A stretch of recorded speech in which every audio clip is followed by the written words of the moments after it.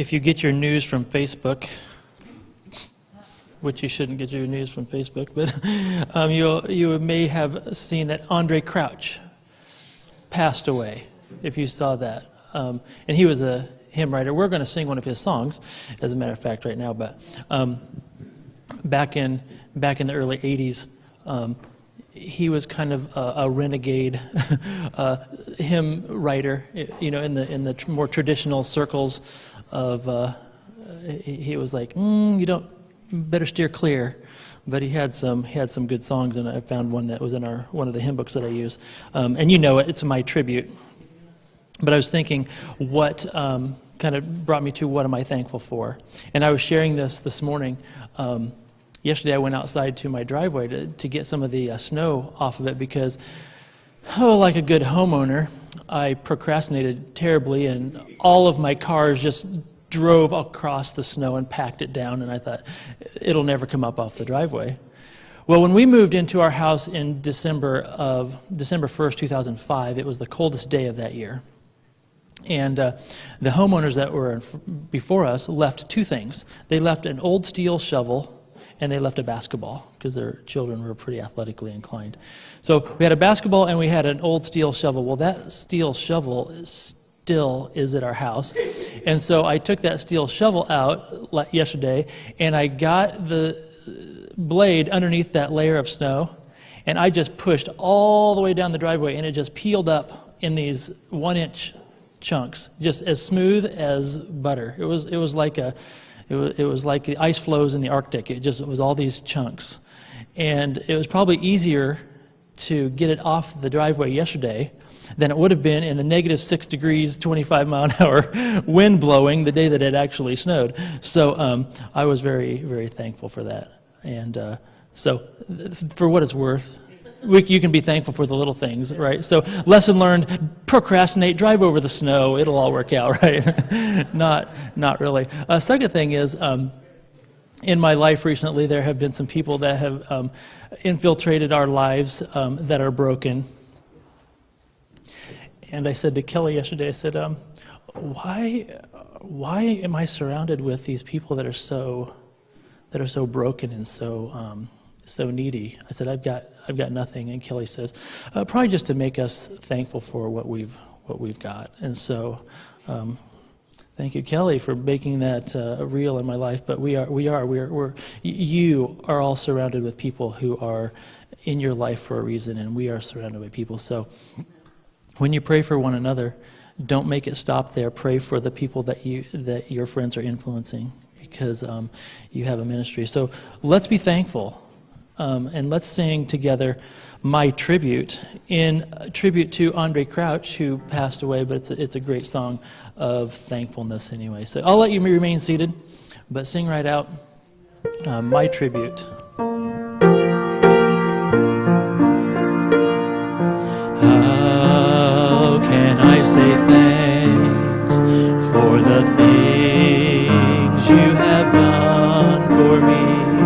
Things so undeserved, yet you gave to prove your love for me.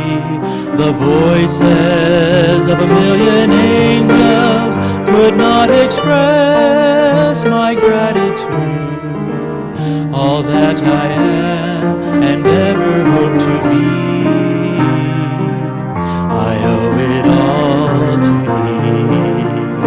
To God be the glory, to God be the glory, to God be the glory for the things He has done. With His blood He has saved me, with His power He has raised me.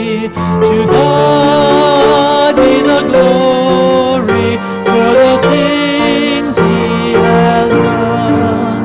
Just let me live my life, let it be pleasing, Lord, to Thee. And should I gain any praise, let it go to Calvary. With His blood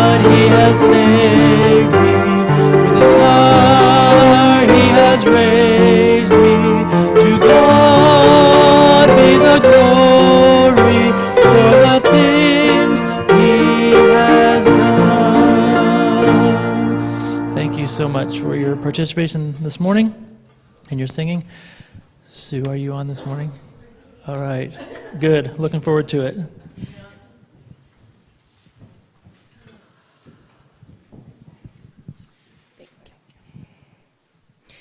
Talk about not knowing what the Lord's trying to teach you. As you know, most of you know, last year, well, it's been almost a year ago, I had laryngitis and lost my voice for probably about 6 to 8 weeks. And just when I think it's going to get better, I end up with sinus infection, and now I'm on my second round of antibiotics. So we're going to give it a shot and see how it sounds.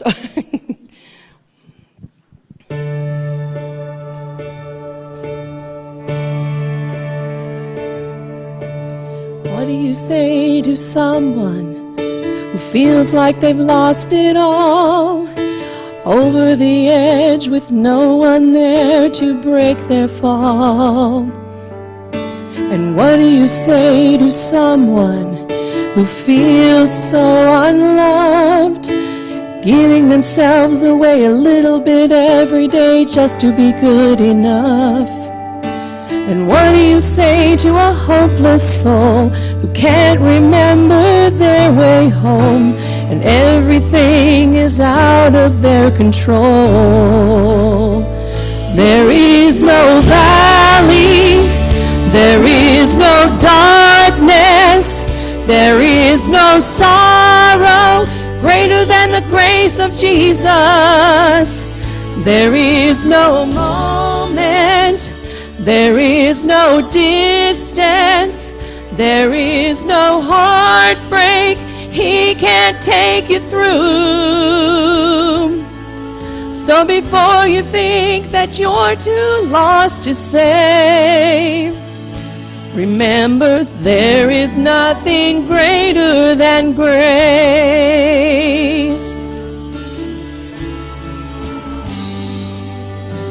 What do you say to someone whose life is on the line, and they're unsure what happens after their last breath in time?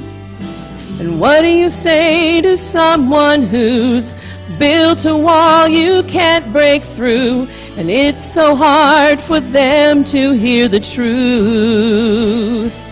There is no valley, there is no darkness, there is no sorrow greater than the grace of Jesus. There is no moment, there is no distance, there is no heartbreak He can't take you through.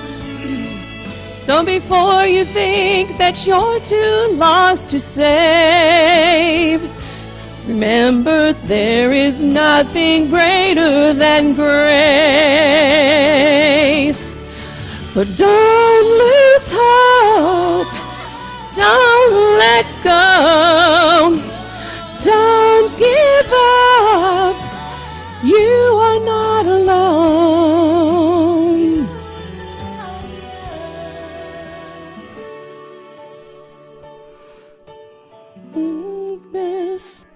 There is no sorrow greater than the grace of Jesus.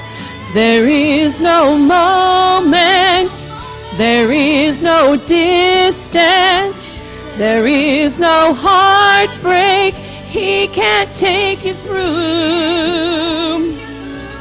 So before you think that you're too lost to save, so before you think that you're too lost to save, remember there is nothing greater than grace.